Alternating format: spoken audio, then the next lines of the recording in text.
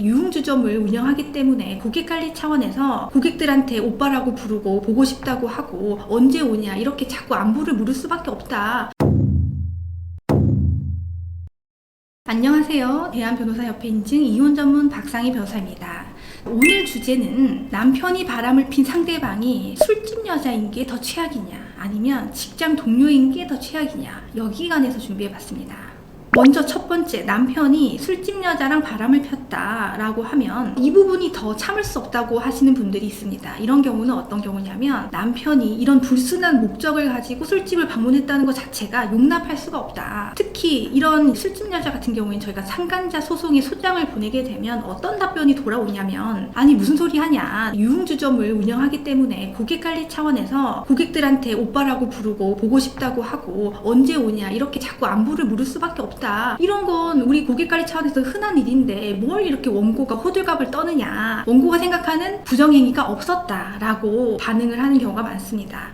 그래서 이제 원고 입장에서는 화가 나고 분노를 하게 되는 그런 요인이 되는 거죠. 그리고 이제 더 최악인 건 뭐냐면 이렇게 술집에서 근무하는 사람들 같은 경우에는 안정된 주거지가 있는 것도 아니고 고정적인 월급이 있는 것도 아니고 혹은 본인 소유의 부동산이 있는 것도 아니라서 나중에 채권 추심하기가 좀 굉장히 어려운 측면이 있습니다. 그러다 보니까 술집 여자가 정말 최악이다 라고 하는 경우가 있고요. 이제 두 번째, 무슨 소리 하냐, 신성한 직장에서 감히 우리 가족의 인적상을 모두 다 알고 있는 상황에서 바람을 핀 그 직장 동료가 더 너무하다라고 하는 경우도 있을 수 있습니다. 이런 경우에는 왜 더 배신감이 크냐면 서로 인사도 하고 모임에서 같이 밥도 먹고 했던, 나한테 언니 했던 그 여자 직장 동료가 내가 신랑한테도 새로 들어와서 애쓰니까 잘 좀 해줘 라고 많이 위해줬던 사람인데 감히 내 등 뒤에 칼을 꽂아 라고 하는 배신감에 더 가만두지 않겠어 이렇게 되는 경우가 있죠. 그런데 이제 변호사 입장에서는 직장 동료다 이게 사실은 더 편합니다. 왜냐하면 기본적으로 이런 경우에는 가정이 있는 경우가 있어서 남편한테 알리는 것을 막기 위해서 저희가 보통 판결금으로 지급받는 금액보다 훨씬 더 큰 금액으로 합의를 미리 할 수 있는 가능성이 있고요. 그리고 이런 분들은 평소에는 아무런 문제 없이 살아오셨던 명예, 신용이 굉장히 중요한 분들이 많기 때문에 외부에 알려질 것이 두려워서 소장을 받았을 때 일단 미안하다라고 사과를 하는 경우가 많기 때문입니다. 그리고 실제로 판결금을 지급받기에도 돈을 주지 않으면 임금에다가 바로 압류를